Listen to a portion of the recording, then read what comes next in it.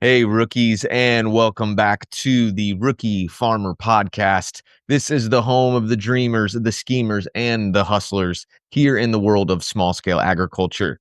I am your host, Alec. I am the grower here at Crop Culture Farm in New Bern or Newborn, Georgia, depending on how you say it. I've gotten some feedback from some local people here saying it's New Bern, some people saying it's Newborn. All I know is the AI transcript writers on the internet like to spell it Bern when I say New Bern. Maybe it's just a Southern accent. Maybe it's just the way the locals talk. But I'll try to intersperse a little bit of both of those there so there's no confusion with our soon to be AI overlords. And we're coming at you with another one of these farm vlog episodes. I'm actually really learning to appreciate and enjoy doing these episodes, take a little bit of a break from the questions and the answers with our guests, and just have a chance to talk to you directly, our listeners, and to give you guys a little bit of update on what we're doing here at the farm, and also chat about the future of the podcast and how things are going. So before we jump in to all of the farm talk, what we have going on here at Crop Culture, let's talk a little bit about how the podcast has been going. We are like 8 or 9 episodes in. We're in the middle of March. And we have been getting some really amazing feedback. People are enjoying the show. I'm hearing from people that I know personally and people reaching out online, really giving some good positive feedback on how they're enjoying it. I'm actually having people stopping me at the farmer's market saying, "Hey, I listened to the podcast. Really appreciated it. I love that episode with the guys over at Sun and Soil Farm in North Carolina." Or, "I really love the episode where you just broke everything down that you have going on, like these episodes." And so I'm hugely grateful to all of you guys that have been giving me feedback and telling me that you're enjoying the show. It really gives me that extra motivation to keep going and to keep producing these. Because sometimes with the podcast, it feels like you record it and then you just throw it out and then it goes into the ether and you don't get direct feedback, you don't get comments, you don't get likes. And so hearing from you guys directly really gives me that motivation to keep on going. And another great motivation is the reviews. So if you're on Apple Podcasts or you're on Spotify or really any of the other podcast platforms, you have the opportunity to review the show. And I'm happy to announce, as of today, I believe on both Apple and on Spotify, we have a 5-star review. And that is amazing. Now, obviously, we don't have a ton of reviews yet. The show is still pretty new, but I'm excited to see that those of you guys that are listening and choosing to review it are really pleased with what we have. So as of right now, the podcast has a higher review than my farm itself, which is sitting at a 4.9. So Crop Culture has a little bit of work to bump that up to a 5.0. So, but we'll work on that over the coming season and try to earn that one 4-star review that we got and see if we can get them to bump it up to a 5. Another amazing thing is we've had a lot of rookies reach out to us. I've recorded 3 or 4 really good interviews with people and actually have another one coming up later this week, talking with people who are either first-time farmers or maybe they're just in their first or second season. And it's been really, really great to get to talk with you guys who some of us are sort of in the same boat. We started about the same time. We're really just getting our feet wet into this whole market gardening thing. And it's really amazing to hear your stories, ask you questions, challenge you on some stuff, and get some advice and some different perspectives on the way that you guys have started your farm, who you're selling to, and so on and so forth. So that's the one thing that I really love about this podcast that I feel like we don't get on a lot of the other shows. As much as I love all of the other podcasts, God, I listen to so many of them throughout my day when I'm out there working in the field. But I love getting to hear from real everyday rookie farmers. I love getting to hear from the people who are just like me, the people that are just like you. We're just figuring it out one day at a time. In a lot of ways, we kind of have no idea what the heck we're doing, and we're just doing the best that we can. So if you are a rookie farmer, please reach out to me, cropculturefarm@gmail.com, or you can shoot me a DM at cropculturefarm, or go to the Rookie Farmer Podcast Instagram. We've started that. We're trying to post a little bit there, but honestly, between being a dad, being a farmer, and all of that sort of stuff, being a social media marketing person is not necessarily top of the list. So it's not really getting the love that it deserves, but we're getting there. So go over there, give that Instagram page a follow at Rookie Farmer Podcast. And you can shoot me a DM if you're interested in getting on the show. Or if you know someone, if you know a veteran that has really impacted you greatly, maybe it's a farmer that you work for, or it's someone that is also at the farmer's market that you think would be interested in doing the show, please reach out to them, have them reach out to me, or vice versa. We would love to talk, as well as some industry folks. I know we just sat down with Alice Varon of Certified Naturally Grown. I really, really enjoyed that episode. And I want to talk to more people like that. I want to talk to the people who are not necessarily the farmers themselves, but the people in this industry that are support people. Maybe they're sell fertilizer, or they're agronomists, or they offer some sort of certification or support. Those people are just as important to this industry as the people who are doing the growing. And I want to talk with them. I want to pick their brains and get some new ideas and some new perspectives to benefit you guys, the listeners. So, like I said before, you can shoot me an email, shoot me a DM. I would love to connect with you guys, and I would love to get some more episodes because we have a whole year of episodes to do, and we have the next year and the year after that. We have a lot of opportunity to talk to a lot of amazing people. So please reach out. And I also want to just throw this up here at the top before we really get into the meat of everything, and just remind you that we believe in value for value. I know you probably hear that pitch if you make it to the end of every episode, where I say, we believe in value for value. And if this is something that you find value in, please consider kicking some of that value back our way. And sometimes it can feel canned. It can be the same old thing that you hear at the end of every episode, but it really is important. I know of other podcasts that are completely supported by their listeners, or what they call their producers, because they really do help them produce the show. And I want to have the same thing. And it doesn't have to just be finances.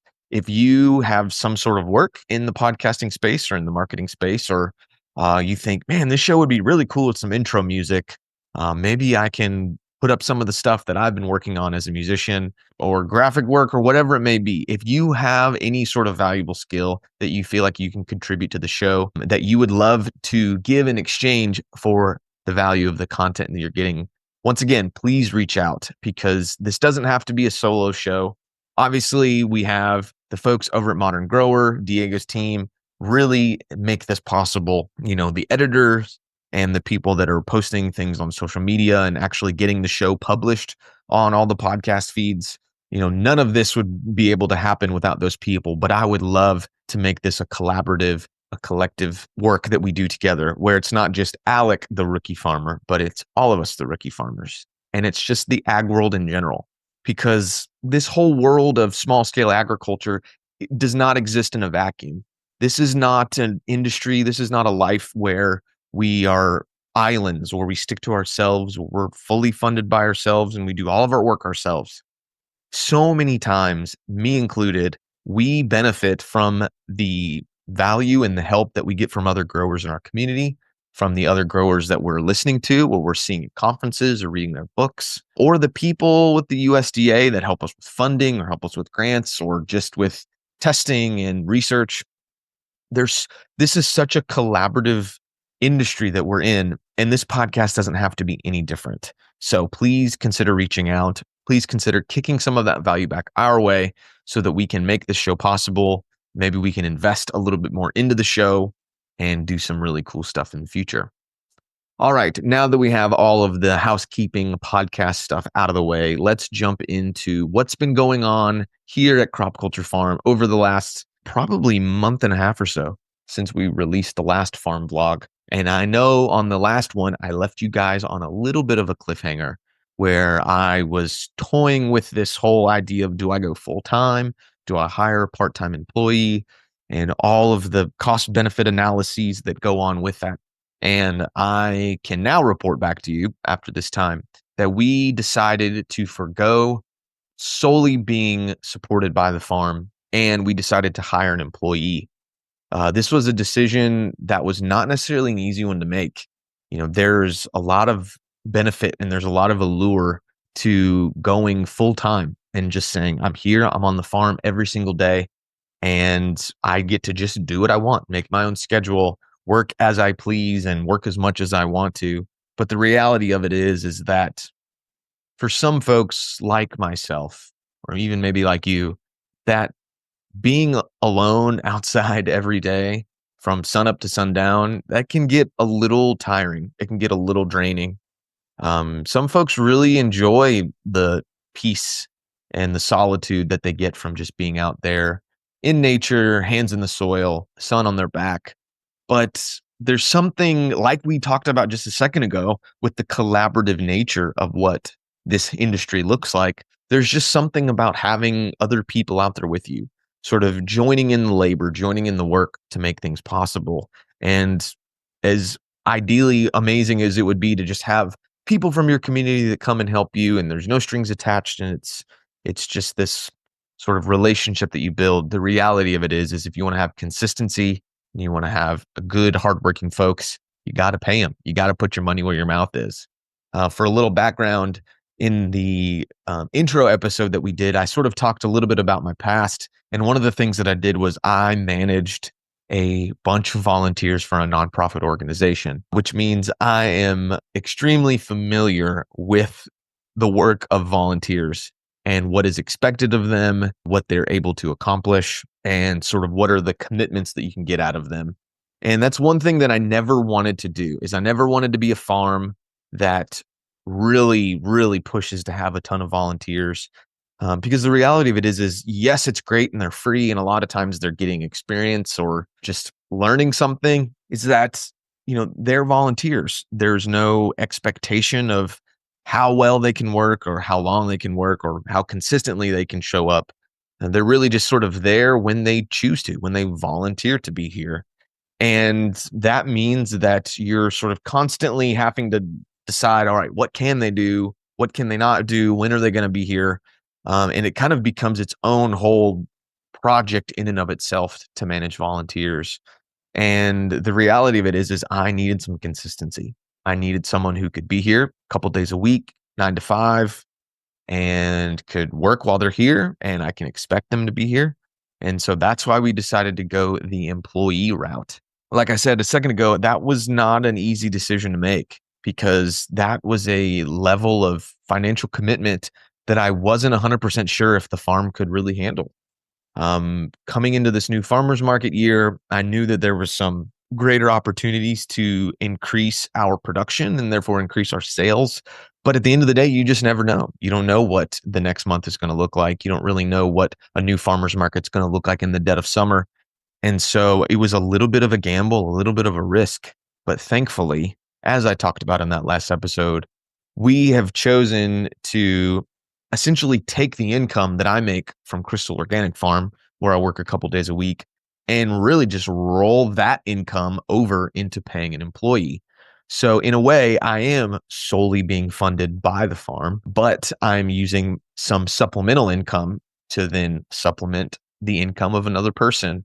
And as of now, I think we're like 3 weeks into having that person, and it's going pretty well. Like any of you guys who maybe have a farm job or you had a farm job at one point, you know that there can be a learning curve for sure, whether it's the speed in which you can work or the amount of physical work that it takes to work on a farm.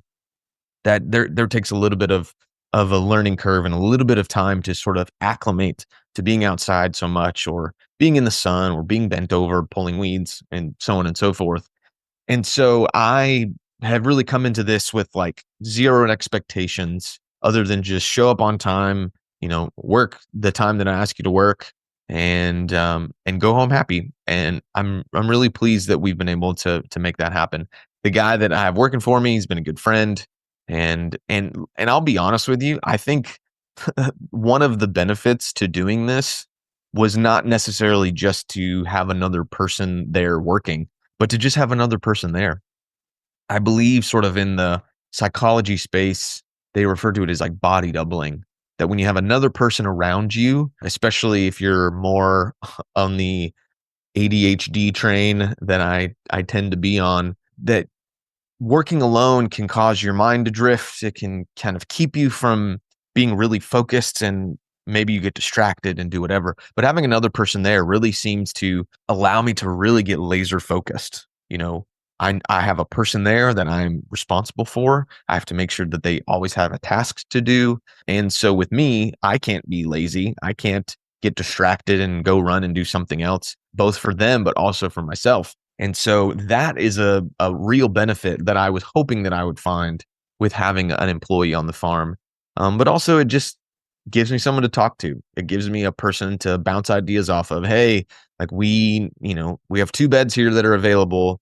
Should we do carrots in this one, or should we do Mizuna in that one? And even though I have a crop plan, and even though I have some experience and a little bit more intuition, sometimes it's good to get an outside perspective, bounce it off of another person, and just see what they think.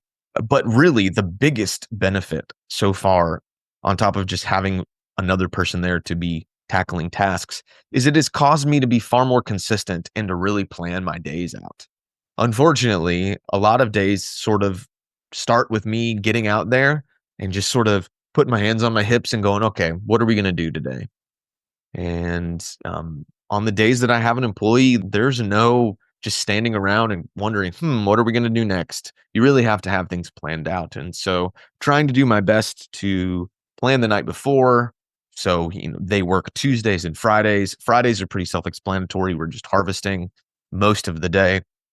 But Tuesday is really like a big project day. We're flipping beds, we're planting, we're transplanting, whatever it may be.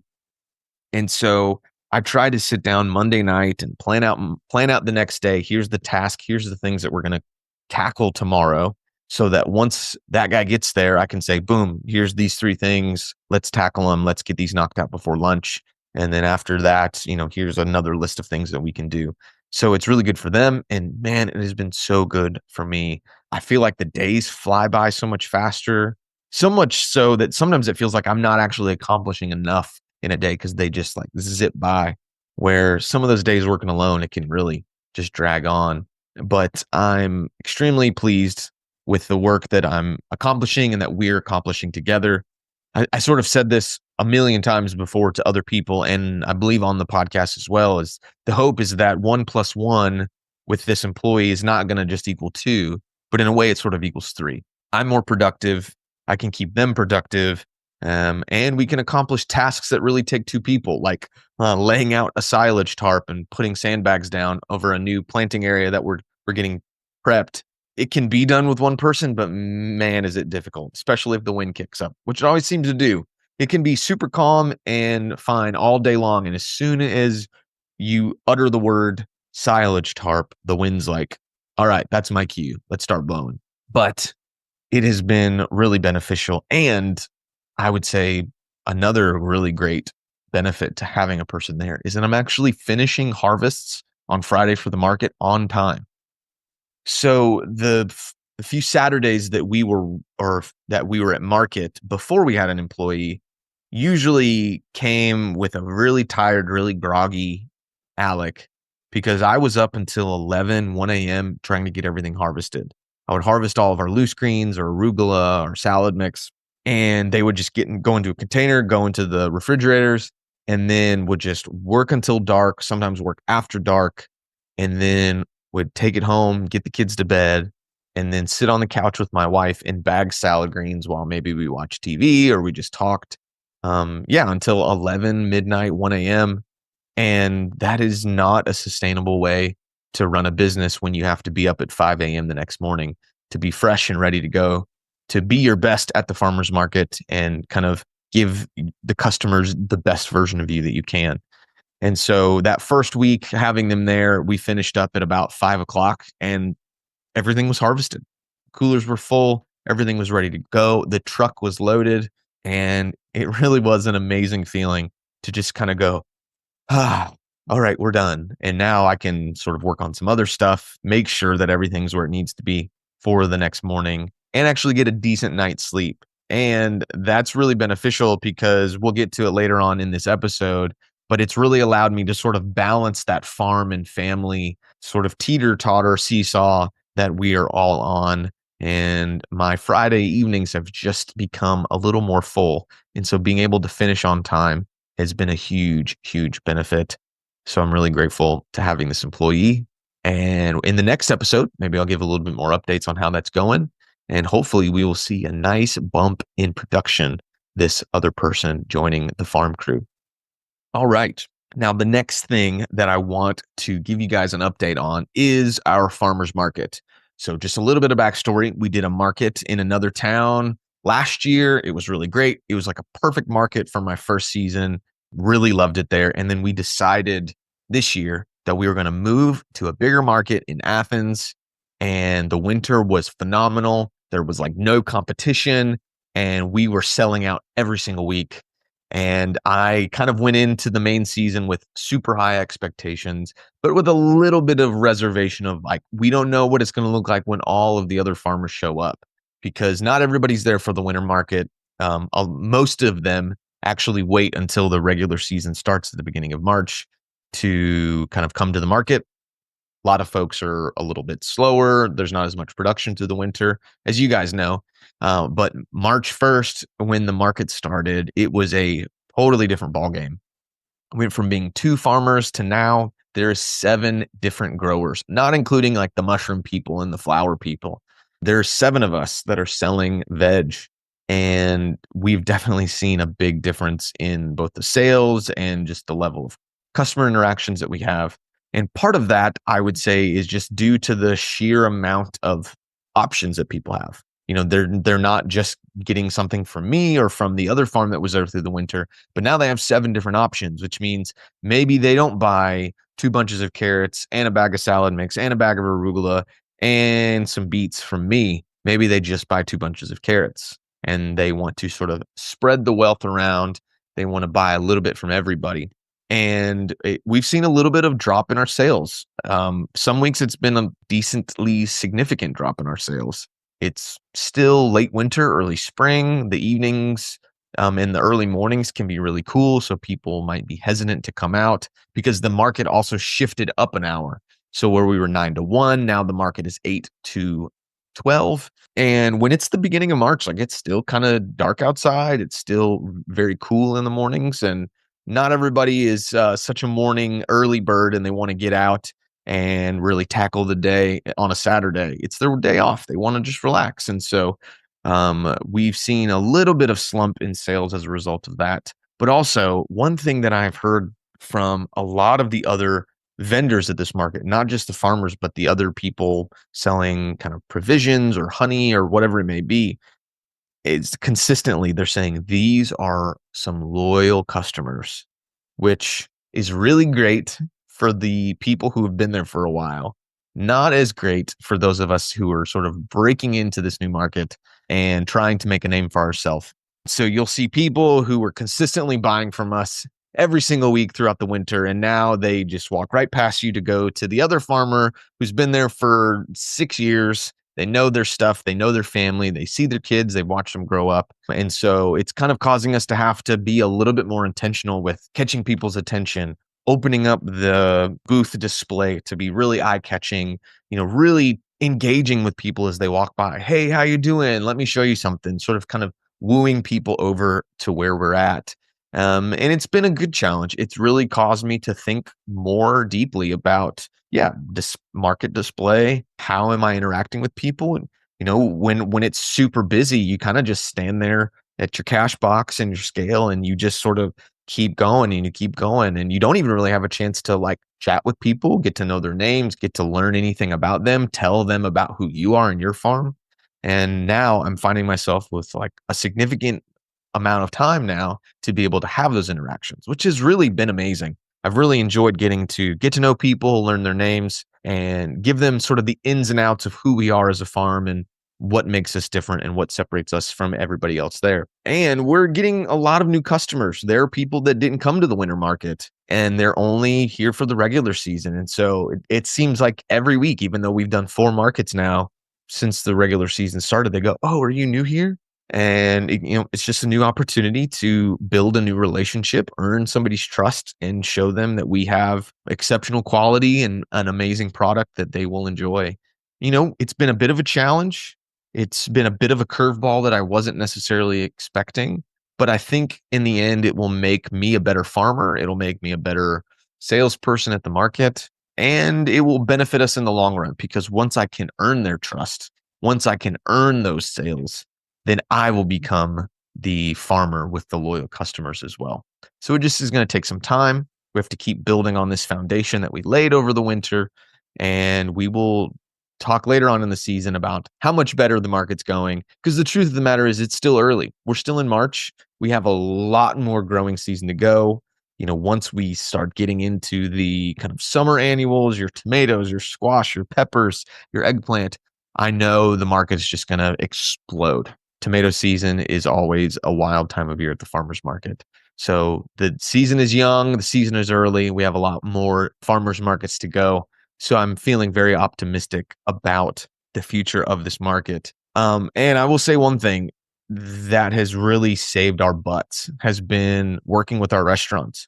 Because when you bring $1,000 worth of produce to the market and maybe you only sell half of it or you sell two-thirds of it, you have a bunch of stuff left over, and not everything's gonna be perfect and crisp and amazing the next week, after it's been out of the cooler for 8 hours or so, and then it's going back into a cooler and sitting for a week and then going back to the market. You really want to try to offload that produce as fast as you can. Not just because getting it out faster just means more sales later on, but really the quality is so important to what we do. It's the reason why we're able to charge what we charge. It's the reason why we're able to sell what we sell to who we do. And so being able to offload whatever we have left at a farmer's market is extremely important. And these restaurant accounts that I have really come in clutch to kind of get us one to like the sales goal for the week that we need, but also to just be able to know that I don't have to balance, all right, do we sell the arugula from last week or do we just pick the fresh stuff? And it really maximizes that time away from the farm by being able to offload some of that stuff to our restaurant accounts. And the amazing thing is being in a town like Athens, there are tons of amazing restaurants.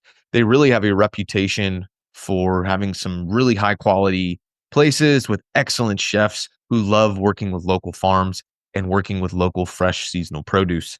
And that's been a really big benefit to us. We had a restaurant account that we were selling a little bit to over the winter, but I would have to drive an hour to go deliver it. And now they're 10 minutes down the road from the market. I can just shoot the chef a text maybe an hour before the market's over, say, hey man, here's what we've got. Do you want any of it? And they go, yeah, let me get that, and that.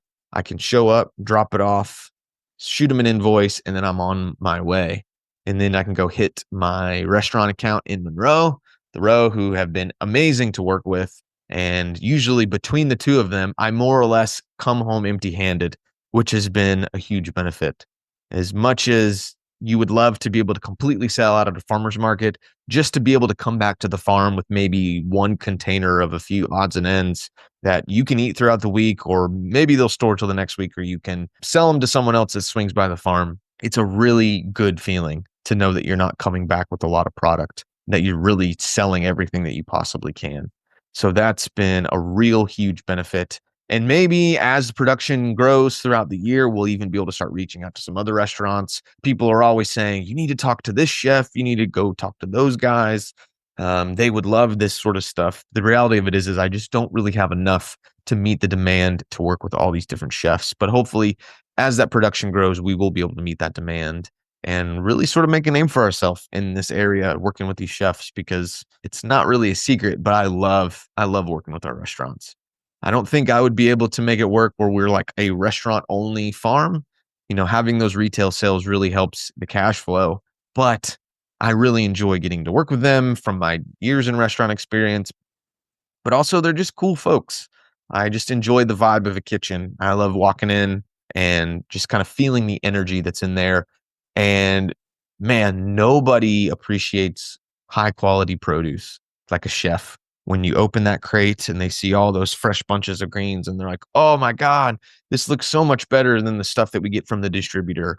Like, that is a feeling that if I could distill it down into a pill and give it to people, it would be an amazing drug that people would love to take. And I sort of thrive off of that feeling. And it really does give me the motivation to keep going and to know that I'm doing the right thing and I have amazing production and really good quality. And that's super important to me, as we've talked about previously. But I will say that with this, it is going to cause us to probably change our crop plan a little bit. We're really leaning into the staples of things, sort of your regular market garden things, salad mix, baby roots, so on and so forth. But when you have 6 or 7 other farmers selling the exact same things that you have, you realize that, okay, so they could buy a bunch of radishes from me or from 6 other people. So what is going to set mine apart? Is it just luck of the draw? They see mine first. Maybe theirs are purple and mine are red, whatever it may be. So if we can sort of niche down and find some new areas that we can highlight ourselves and be different at the market, then I think we can find even more success. For instance, I was standing there chatting with another farmer at the market. He walked over to the booth just to sort of say hey and just see how things are going. And I had a lady buy the last several few bunches of rosemary that I had. She goes, "This is awesome that you have it." And he goes, "Yeah, and you're the only one."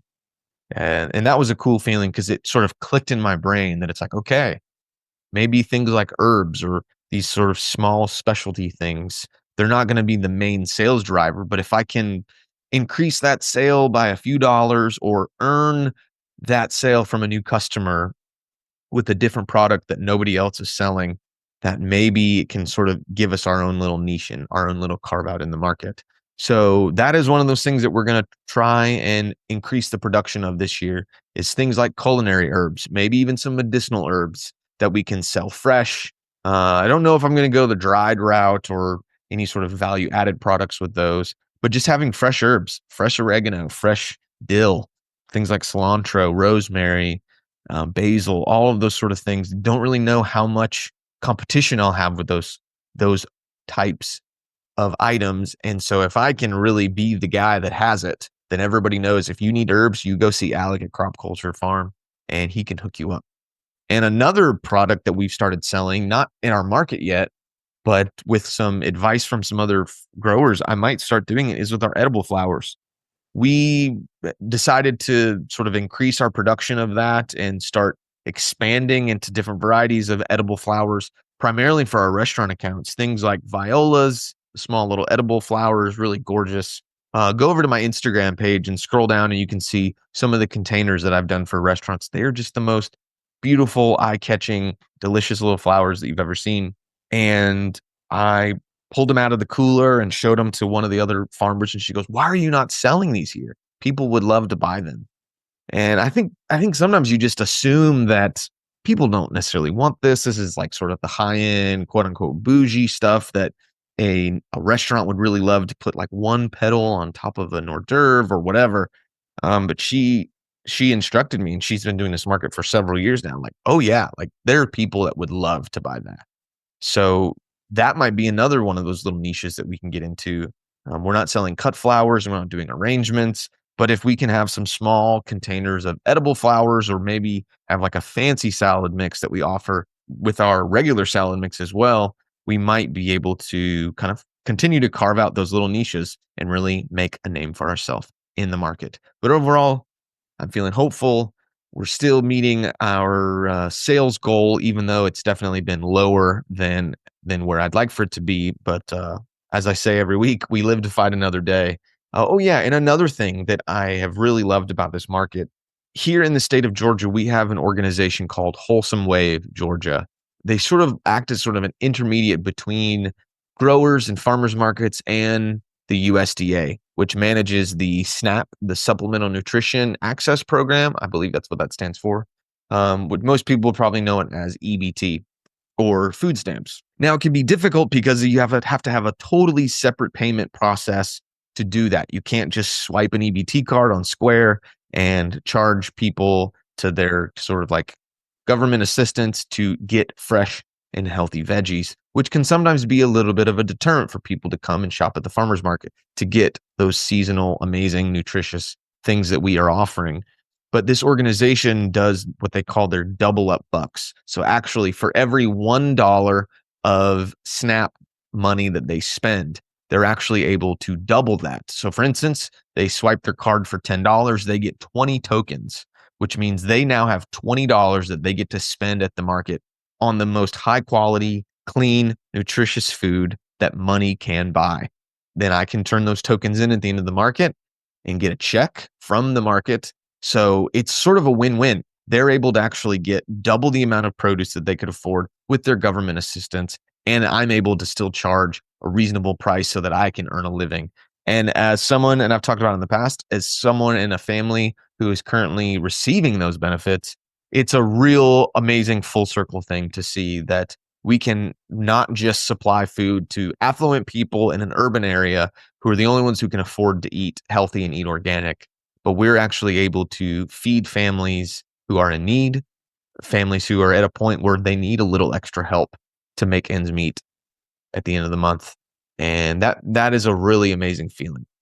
Not just like, oh, it makes me feel good, but to talk to those people, to see the lady, with her pregnant belly and her like train of 4 kids. And that's really the only way that they can sort of get through the month, and to realize that they're getting to feed those children and those future children the most amazing food possible. It brings so much joy to my heart. It helps me know that what we're doing is really making a huge difference. And we did that program at the last market that we did, and it was okay. We would get 10, 15 tokens here and there, but most weeks we're consistently getting between 35 and $50 worth of tokens. And so it's a huge benefit. And I'm not the only one. Everybody's getting them. So there's hundreds of dollars every single week that are being doubled up through this program with Wholesome Wave, who I'm hoping to interview on the show. So stay tuned for that in the future. And it's really awesome to know that we're able to feed our communities and feed those people who are in need, because they deserve it just as much as anybody else who, maybe is more affluent and can afford it and not have to think twice about the dollar signs. So I'm really grateful for that. One of the last things that I really want to sort of talk about here is give you guys some updates on the projects that we have going on the farm. We talked a lot about in the last episode the high tunnel that we had purchased and we're in the process of constructing. And I'm happy to report that it is completely done.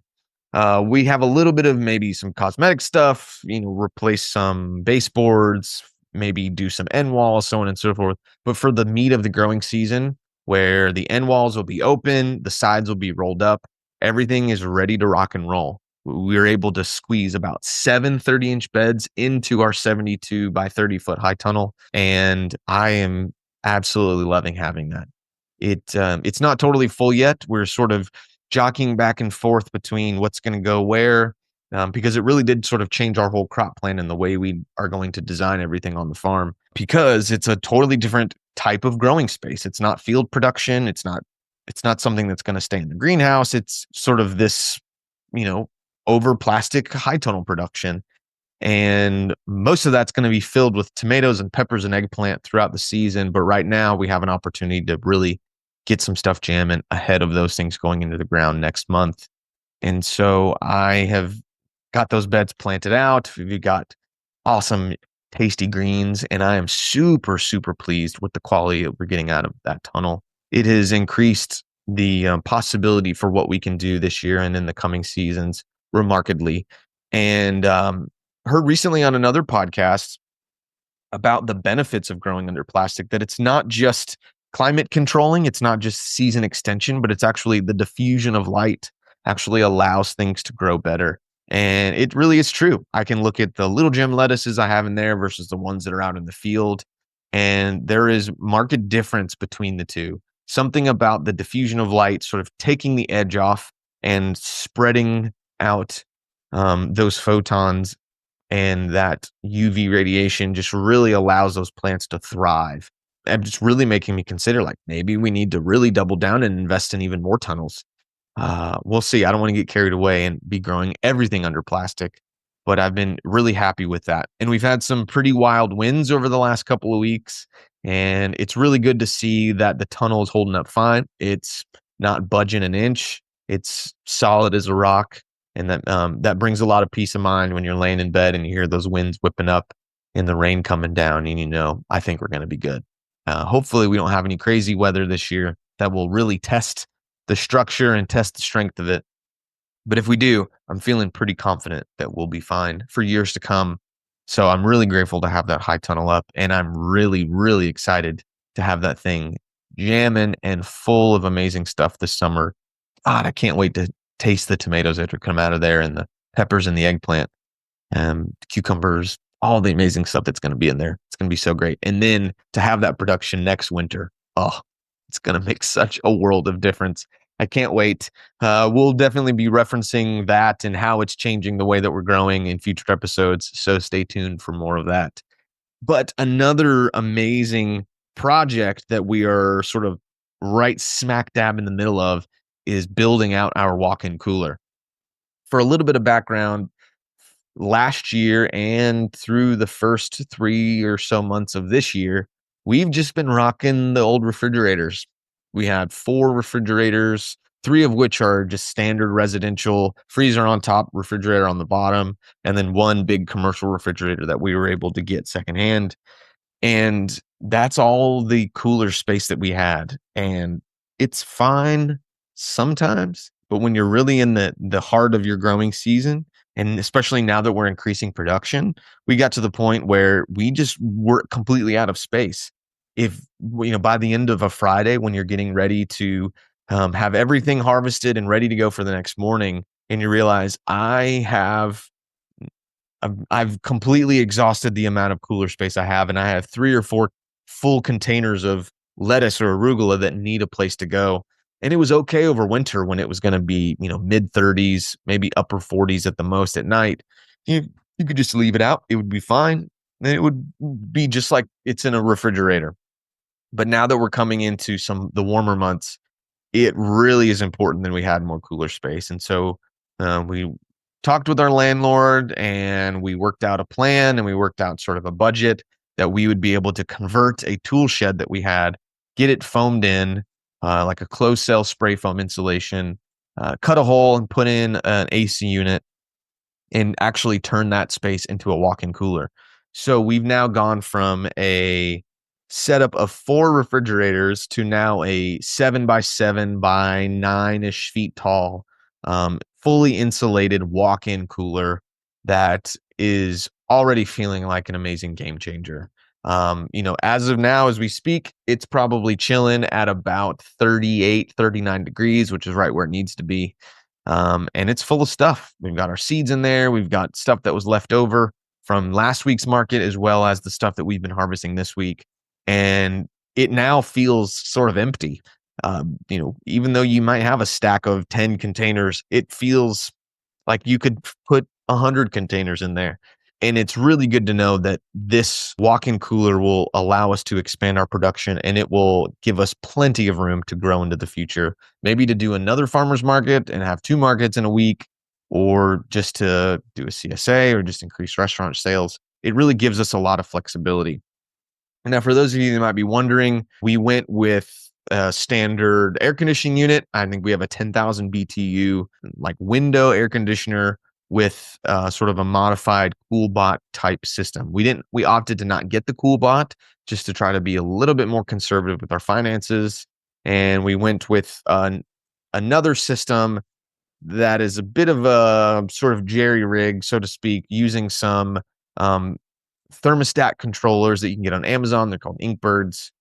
There's plenty of amazing stuff. Yeah, just type in like Inkbird CoolBot walk-in cooler on YouTube. You can find some really great videos, people explaining how they did it. It was super easy to set up and it's working like a champ. I've been at other farms where they had units and a CoolBot and it works identical in the exact same way. So I'm really happy with that. I will say though that this project has caused us to spend a little bit more money than initially anticipated. I didn't have to invest in the spray foam, which is amazing. That was something, because it is sort of infrastructure on the property that we don't own. That was something that our landlord was able to cover. But as far as like the guts of the cooling unit and all that sort of stuff, we had to take on that cost ourselves. That was just the agreement that we worked out. And unfortunately, my calculations on the thickness of the foam and the R value and the insulative ability of that was not quite what I hoped it would be, which means we're going to have to add a little bit more foam before we totally button it up. So that's going to be a little bit more of an expense on my end that I have to burden, but I think in the long run, it'll be well worth the investment. But it is going to have to cause us to be a little bit more conservative on maybe some other projects in the future, or maybe cut the fertilizer budget a tad, or so on and so forth. or maybe forego a new pair of boots or something to be able to offset the added expense of getting that foam in there to make sure that it's a really good insulative space, because the last thing we want to do is be hitting 100-degree days in the summertime and that thing is working its absolute hardest to maybe get to like 45, 50 degrees. We want to keep it ice cold, 38 all season long. And so we'll be working on that throughout the next coming weeks and getting it all buttoned up and totally finished. But as of now, it is working like a champ and it is really changing the game. And that sort of feels like the theme of this year is really going from a year of just figuring it out, a year of experimentation, learning the ropes and learning the rhythms of what it means to operate a market garden and sell at a farmer's market and just sort of bootstrap the operation. And this year's changing.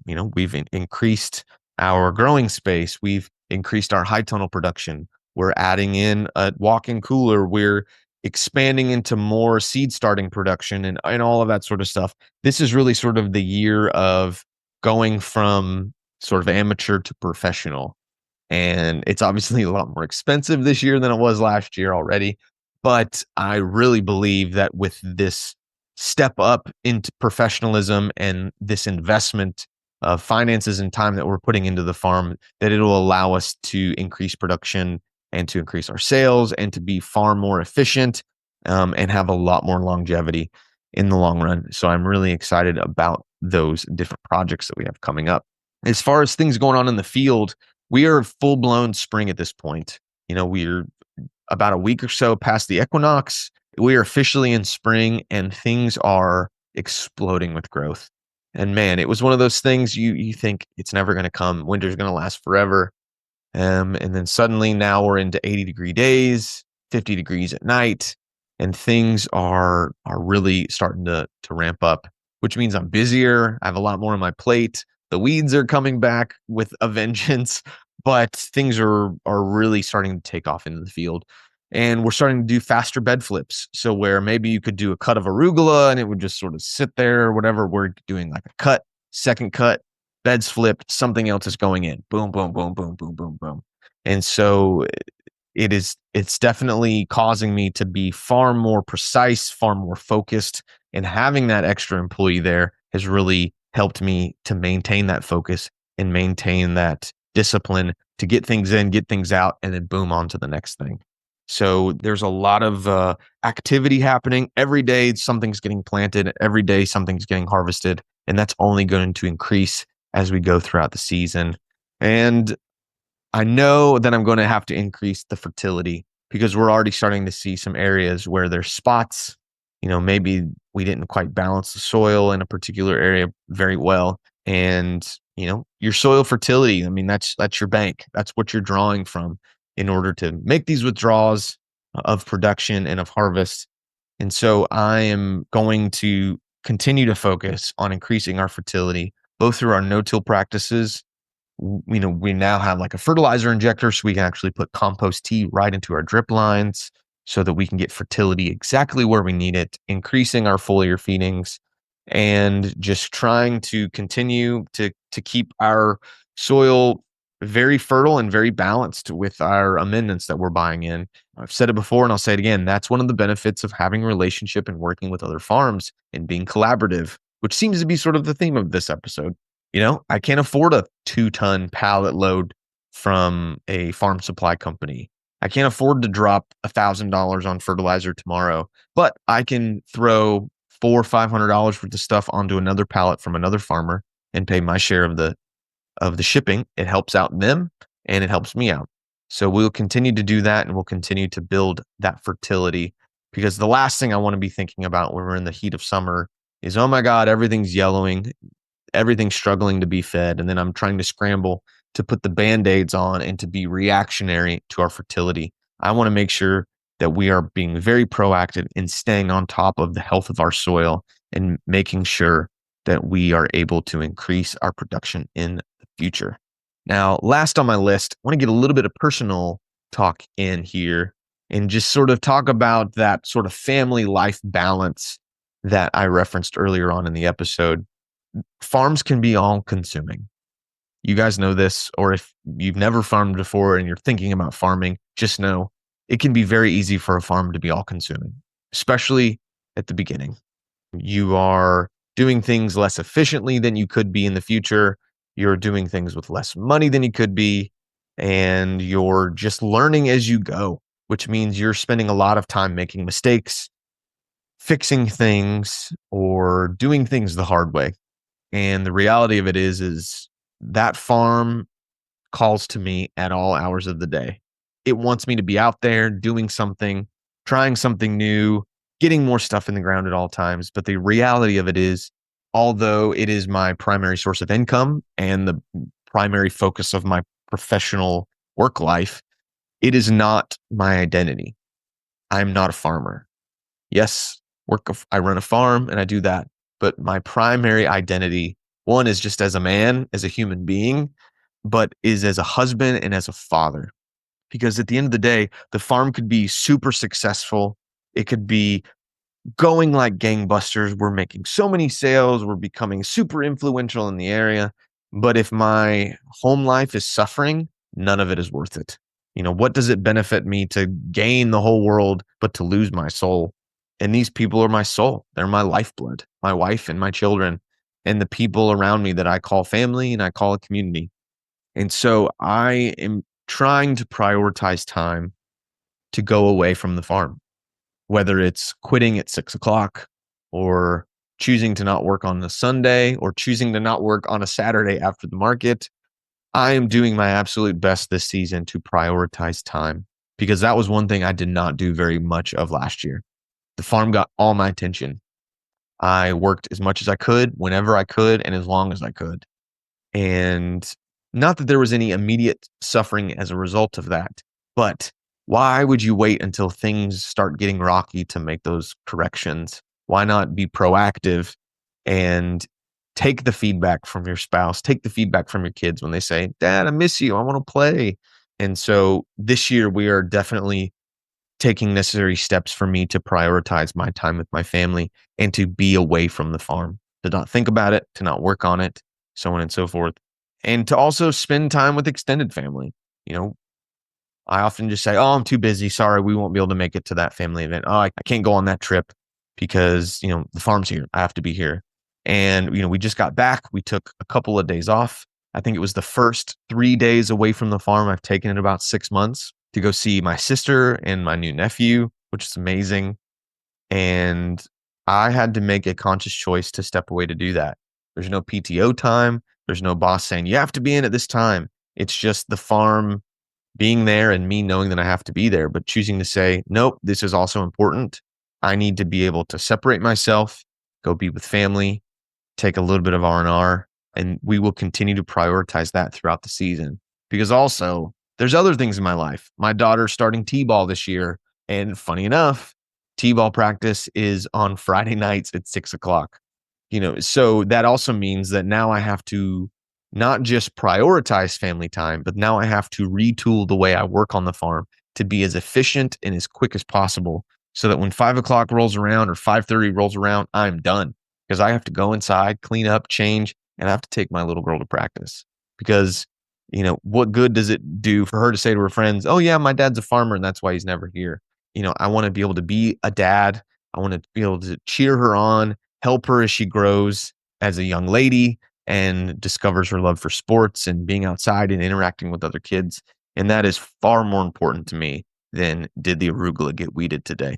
So I'm going to continue to prioritize that. And I would encourage all of you guys, if you're a workaholic or you're bound to the farm or whatever it may be, remember the people around you, the people that love you and the people that care about you, and even the people that are being supported by you. They need you to be the best version of you that you can be. And spending 80 hours a week on the farm for most folks is not going to be the best version of you that you can be.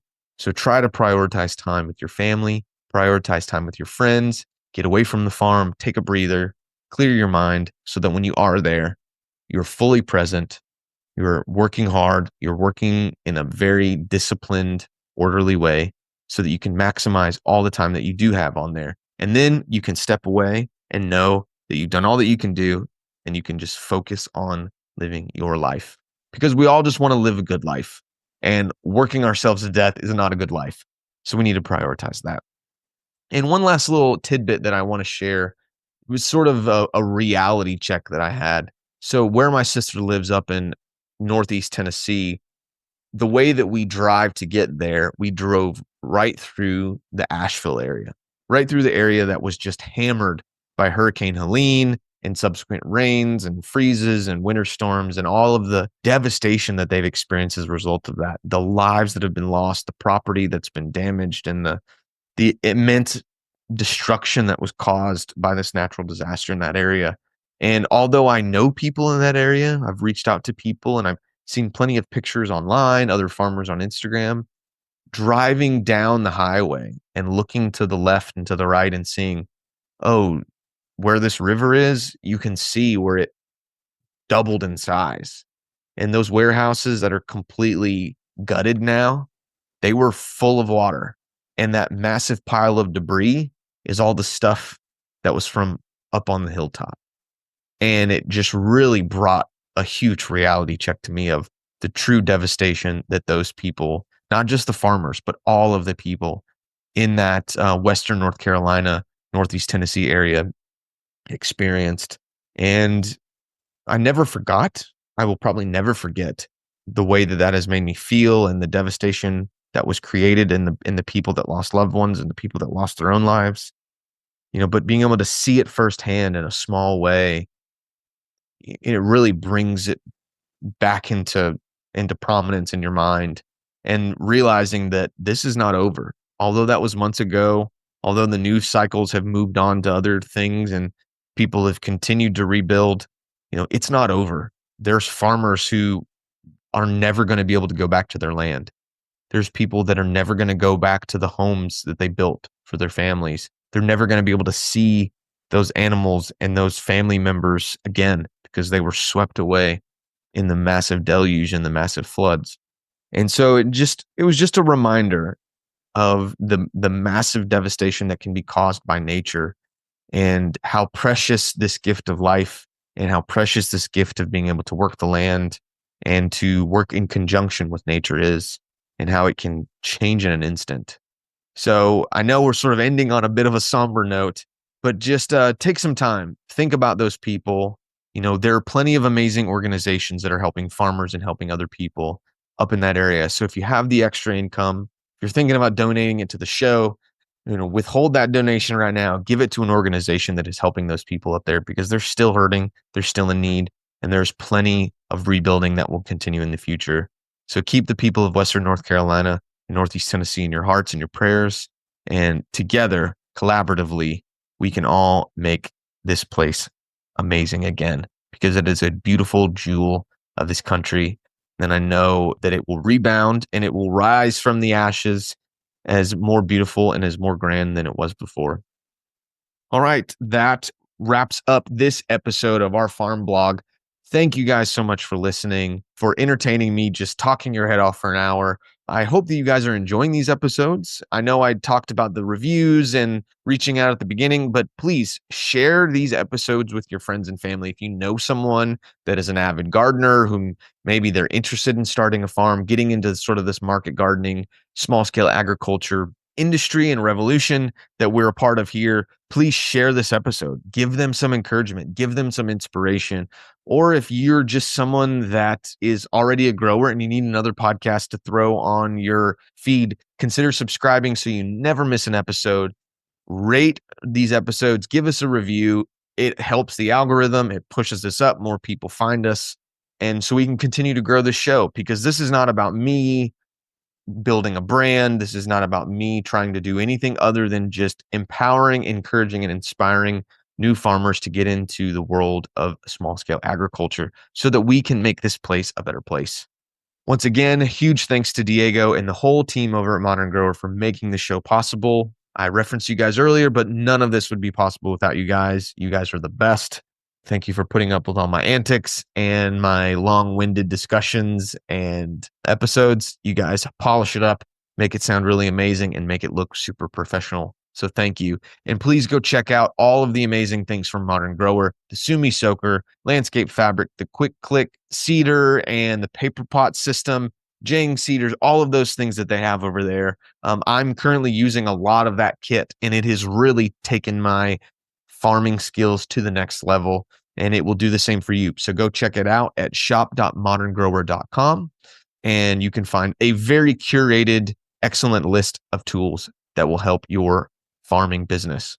And you can also check out all the other shows: Farm Small, Farm Smart, The Urban Farmer, that is now back on its own feed, Carrot Cash Flow, and all the amazing shows that we're doing over there on the Modern Grower Podcast Network. And go check out the Modern Grower YouTube channel, where you can see this beautiful face. For all you podcast listeners, you can actually watch me do these interviews, watch me do these podcasts, as well as all the other educational stuff that Diego's putting out over there. It's super excellent. And just another reminder that we believe in value for value. So if this episode is giving you any sort of value, please consider kicking some of that back our way monetarily, with maybe time or your talent or some treasure, whatever it may be. We want to make this show amazing, and we never want to have to charge for it. We never want to put it behind a paywall. We never want to have to hide it in Patreon or whatever it may be. We want this to be free and accessible to everyone. So please consider helping us out and kick a donation our way. You can go to Cash App, Venmo, or PayPal, look for @CropCultureFarm, and kick us a donation. Once again, you have been listening to the Rookie Farmer Podcast. I'm your host, Alec Smith, and until next time, peace.